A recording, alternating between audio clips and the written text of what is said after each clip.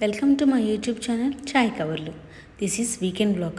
Actually it's sick day vlog అని చెప్పాలి. Morning నుంచి చాలా టైర్డ్గా అనిపిస్తుంది. ఇంట్లో ఏం పని కూడా చేయలేదు, లేజీగా అలాగే ఉండిపోయాను. మార్నింగ్ బ్రేక్ఫాస్ట్ కూడా బయట ఆర్డర్ చేసుకున్నాం. ఆఫ్టర్నూన్ ఎలాగోలాగా లంచ్ చేసేసాను. ఆఫ్టర్ లంచ్ పడుకుందామన్నా నిద్ర రాలేదు. బట్ ఇంట్లో అలాగే ఉండిపోతే ఇంకా లోగా, టైర్డ్‌గా, లేజీగా అనిపిస్తుంది. అలాగే ఉండిపోతానేమో అనిపించింది. సో, జిమ్‌కి వెళ్దామని డిసైడ్ అయ్యి రెడీ అవుతున్నాను. ఈ లోపల మా ఫ్రెండ్‌కి కూడా కాల్ చేసి జాయిన్ అవుతావా అని అడిగాను. తను కూడా నాకు చాలా బోర్‌గా ఉంది. ఏంటో చాలా లేజీగా అనిపిస్తుంది. లెట్స్ గో టు జిమ్ అనింది.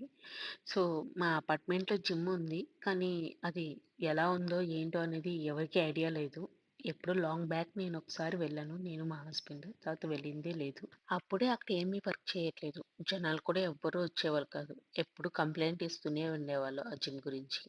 దట్ టూ ఈ దుబాయ్‌లో ఏసీ లేకపోతే ఫుల్ సఫోకేటింగ్‌గా అనిపిస్తుంది. అందులో ఇప్పుడు సమ్మర్. ఇంకా చాలా ఇబ్బందిగా ఉంటుంది. లెట్స్ సీ ఎలా ఉంటుందో. యాక్చువల్లీ సాటర్‌డే ఎర్లీ మార్నింగే జిమ్‌కెళ్దాం అనుకున్నాం నేను, నా ఫ్రెండ్. కానీ ఫ్రైడే చేసిన ఫుల్ వర్కౌట్స్ వల్ల అండ్ దక్షికి హెల్త్ బాలేదు. సో, వాడు లాస్ట్ 3, 4 డేస్ కంటిన్యూస్ మిడ్‌నైట్ చేయడం వల్ల చాలా టైర్డ్‌గా అయిపోయింది. Because of all these issues I'm feeling so sick and tired actually. So, ఎలాగో అలా కొంచెం ఓపిక తెచ్చుకొని ఎలాగో మార్నింగ్ జిమ్‌కెళ్ళలేదు. అట్‌లీస్ట్ ఇప్పుడైనా కాసేపు అపార్ట్మెంట్‌లో ఉన్న జిమ్‌కెళ్దాము. అసలది ఏ పరిస్థితిలో ఉందో కూడా చూద్దాము అన్నట్టుగా స్టార్ట్ అయ్యాను. This is my apartments swimming pool. Evening time and weekend టైమ్స్‌లో కిడ్స్ అయితే ఫుల్ ఉంటారు. ఇంకొంచెం ఎర్లీగా స్టార్ట్ అయ్యాము. 4, 4:30కి అలాగా. అందువల్ల ఎవరు లేరిక్కడ. దట్ టూ ఇప్పుడు పీక్ సమ్మర్. అందుకని పిల్లలు ఎవరు కనిపించట్లేదు. 6, 6:30 అయితే చాలు పిల్లల గోల అయితే స్టార్ట్ అయిపోతది. Finally this is our apartment gym. పర్లేదు బానే మెయింటైన్ చేస్తున్నారు అని అనిపించిందో లేదో. చెక్ చేస్తే ఒక్క ఎక్విప్‌మెంట్ కూడా వర్క్ చేయట్లేదు. కానీ కొంచెం నీట్‌గా అయితే మెయింటైన్ చేస్తున్నారు. చెక్ చేయగా ఓన్లీ 2 మెషిన్స్ అయితే వర్క్ చేస్తున్నాయి.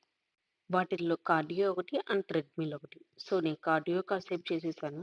దెన్ థ్రెడ్‌మిల్ కాసేపు.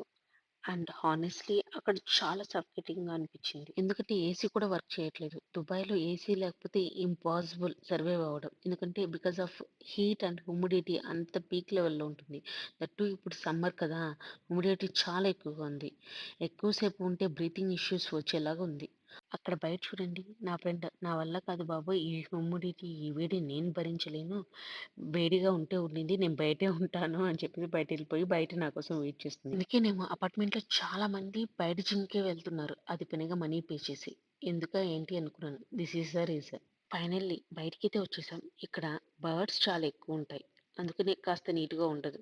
అప్పటికే ఎప్పటికప్పుడు క్లీన్ చేస్తూనే ఉంటారు. అపార్ట్మెంట్ 7 ఫ్లోర్స్ ఉంటుంది. A block and B block. Old building అయినా చాలా ఫుల్ డిమాండబుల్ బిల్డింగ్ మాది. ఇంటికి రాగానే దక్షి గాడు నాకు ఇలా సర్ప్రైజ్ ఇచ్చాడు. నాకు హెల్త్ బాలేదని ఆ పెద్ద మనిషి నాకు హెల్ప్ చేస్తున్నాడు.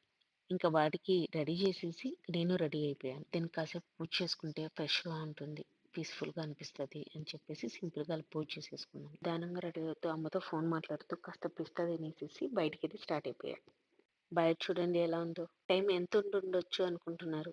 చూసేకి మార్నింగ్ లాగుంది కదా!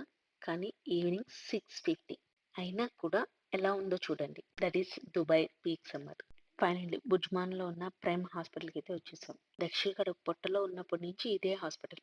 ఇన్‌ఫాక్ట్ దక్షి డెలివరీ అయింది కూడా దుబాయే. ఈ ప్లేస్ చూసారా ఎంత కామ్ అండ్ నీట్‌గా ఉందో. హాస్పిటల్ అంటే టెన్షన్ ప్లేస్ అనుకుంటాం. కానీ ఇక్కడ అట్మాస్ఫియర్ చాలా పీస్‌ఫుల్‌గా ఉంటుంది. వాల్స్ మీద కిడ్స్ వేసిన beautiful paintings and rulers photos ఒక పాజిటివ్ వైబ్‌నైతే క్రియేట్ చేస్తాయి. అలా కాసేపు వెయిట్ చేసి దక్షి డాక్టర్‌ని మీట్ అయ్యి అంతా ఓకే అని కన్ఫర్మ్ చేసుకున్నాక ఈరోజు డిన్నర్ కూడా బయటే చేద్దామని చెప్పేసి పక్కనే ఉన్న ఫుడ్ కోర్ట్‌కైతే వచ్చేసా. నేను ప్రీవియస్ వీడియోస్‌లో కూడా ఈ ఫుడ్ కోర్ట్ చాలా సార్లే చూపిచ్చాను. This is my favourite spot అని చెప్పొచ్చు. చూసేదానికి చాలా బాగా అనిపిస్తది. యాక్చువల్లీ నాకెప్పుడైనా లోగా ఉన్నప్పుడు, టైర్డ్‌గా ఉన్నప్పుడు ఇట్లా బయటకొచ్చేసి బయట ఫుడ్ తింటూ అట్లా విండో షాపింగ్ చేయాలంటే చాలా ఇష్టము. మీలో ఎంతమందికి ఇలా అనిపిస్తది? మీరు లోగా ఉన్నప్పుడు బెటర్‌గా ఫీల్ అయ్యేదానికి మీరేం చేస్తారు? కామెంట్ సెక్షన్‌లో మెన్షన్ చేయండి. సో, ఈరోజైతే శరవణ భవన్‌కైతే వచ్చేసాం. శరవణ భవన్‌లో ఫుడ్ ఎలా ఉంటుందో మనందరికీ తెలిసిందే. ఎందుకంటే ఈ రెస్టారెంట్ ఇండియాలో కూడా ఫేమస్ అండ్ ఓల్డ్ రెస్టారెంట్ కదా! ఏ మాటకి ఆ మాటే. ఈ తమిళ్ వాళ్ళు చేసే సాంబార్ ఉంటుంది చూడండి. ఆహా! యమ్మీ టేస్ట్. అది ఇంక దేనికి రాదు అంత టేస్ట్. దక్షికి హెల్త్ బాలేదు కదా అని చెప్పేసి వాడి వరకు పొంగల్ ఆర్డర్ చేసి, మేము ఇలా రోటీస్ అండ్ పన్నీర్ కర్రీ అయితే ఆర్డర్ చేసాం. పన్నీర్ కర్రీ అయితే చాలా యమ్మీ అండ్ టేస్టీగా ఉంది. ఎప్పుడు శరవణ భవన్‌కొచ్చినా మేమైతే ఘీ పొంగల్ ఆర్డర్ చేస్తాం. నాకిక్కడ చాలా నచ్చుతుంది. At the same time roti with vegetable mixed curry కూడా చాలా బావుంటుంది. ఈసారైతే పన్నీర్ కర్రీ ట్రై చేద్దామని పన్నీర్ కర్రీ ఆర్డర్ చేశాను. డిన్నర్ కంప్లీట్ చేసుకొని పక్కనే ఉన్న మా ఫేవరెట్ లిమ్స్ కేఫ్‌కి అయితే వెళ్ళాం. ఇక్కడ ఎస్పెషల్లీ అవకాడో జ్యూస్ చాలా బావుంటుంది. మేమైతే ఎన్ని రెస్టారెంట్స్‌లో ఫుడ్ టేస్ట్ చేసినా కానీ అవకాడో జ్యూస్‌కి మాత్రం ఇక్కడికే వస్తాం. అంత హెవీ డిన్నర్ చేశాక టీ తాగకపోతే ఎలాగా? అందుకని బిర్యానీ చాయ్ తీసుకున్నాం. ఇక్కడ బిర్యానీ చాయ్ కూడా చాలా బావుంటుంది. సమ్‌టైమ్స్ ఎవ్రీడే ఎక్సైటింగ్‌గా ఉండదు. అండ్ ఎవ్రీడే ప్రొడక్టివ్‌గా కూడా ఉండదు. But that's life. సమ్‌టైమ్స్ ఎంత లోగా, టైర్డ్‌గా అనిపించినా కానీ మనకి మనం చీరప్ చేసుకోవాలి. అలా ఉంటేనే మన ఫ్యామిలీని మనం చూసుకోగలుగుతాం. I'm hoping tomorrow will be a little better. See you all in next vlog. Thanks for watching.